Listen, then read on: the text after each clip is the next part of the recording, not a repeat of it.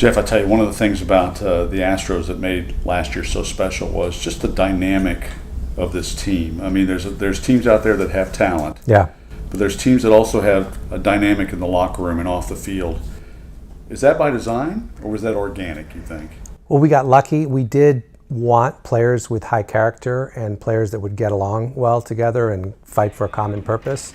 But you never know how these players are all going to come together. When we traded for Brian McCann, when we signed Josh Reddick, when we brought Justin Verlander in to add to our collection of homegrown stars, you take a risk that it's all going to gel together, but it couldn't have been a better group last year. Everybody supported each other through the tough times, through the good times, and winning does breed a certain confidence and a certain air that leads to good chemistry. But I think these guys have good chemistry, and it's a big part of why we won last year. Terry Francona talked last year when he was in San Antonio. He and Nolan Ryan were talking about the idea that sometimes you have to have someone in the locker room who is the tent pole for the circus. Sure. The one guy who's the rock. I know Brian McCann obviously was one of those guys that came in. Is there a design to that, to having someone in that locker room who is going to kind of keep that tent up and everybody in good shape?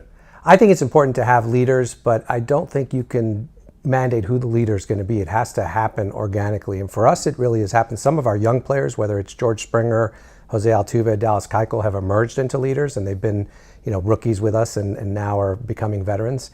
But when you bring in a player of the stature of Brian McCann, who's been an all-star for so long and been on so many teams with great pitchers and great hitters, and you bring in a guy like Justin Verlander, who has an MVP and some Cy Youngs in his background, those guys naturally emerge because people want to follow them. They want to know what made them successful and what they can do to make their careers more closely resemble them. So it's worked out. We have natural leaders, and those are the ones that add the stability to our organization. In San Antonio, of course, there's a franchise there that has sustained excellence for a long time. Sure. When you talk about the Spurs and 20 years of 50-win seasons and all the different kind of things, they were able to keep a core together for that time. I know that's difficult in baseball, yeah. But when you look at the sustained excellence part of this, sure. You came from a Cardinals organization, the Braves, the Yankees when they did it in the late 90s into 2000. Is it harder to do it now than perhaps maybe for an NBA team or even NFL? Well, I think it's hard to do in any sport, and I absolutely respect the Spurs. I went to a lot of Spurs games back in the 80s and 90s, spending time in San Antonio, and what they've done as an organization is tremendous. We do take a look at all the great organizations in our sport and other sports and try and figure out what is their secret sauce and what can we do to replicate that. There haven't been really any dynasties in baseball the way there have been in some other sports, but at the same time, you do have several organizations that have sustained competitiveness over long periods of time, whether it's the Red Sox, the Yankees, the Cardinals, others.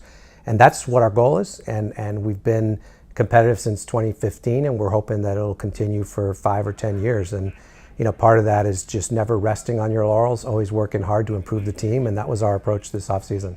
It's interesting you say that because I thought, it's even some Astros fans that I encounter, it's almost like you've reached the ultimate. Right. And they don't see beyond the idea that, well, okay, we did it. Right. We're there. We've done it. You're saying no. I mean, there's years ahead that we are forecasting. We want to do this for a while. Absolutely. And it took 54, 55 years to win our first championship, and the city really enjoyed it.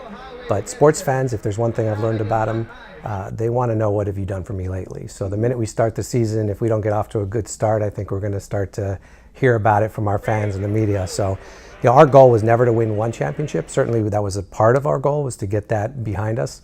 But our goal was to win multiple championships and to put together a team in Houston that could be good for a long period of time. And that's why we worked so hard this offseason to take what is already a very good team and make it even better. You're watching Sports Tonight, San Antonio's only nightly 30-minute sportscast with exclusive sports coverage you won't find anywhere else.